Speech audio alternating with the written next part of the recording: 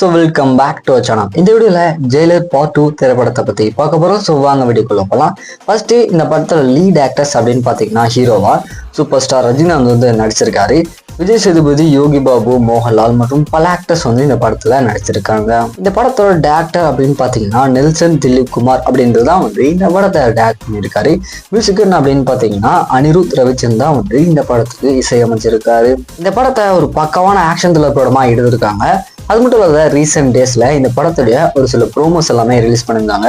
So அது எல்லாமே வேற லெவல் இருந்துச்சு அப்படின்னே சொல்லலாம். ஸோ இப்போ இந்த படத்தை பத்தி என்ன அப்படின்னா, நீங்க எல்லாரும் ஈகரா வெயிட் பண்ணிட்டு இருந்த ஜெயிலர் பார்ட் 2 திரைப்படத்துல பாத்தீங்கன்னா நோரா ஃபேதி வந்து ஒரு சாங்குக்கு டான்ஸ் ஆடி இருக்காங்க.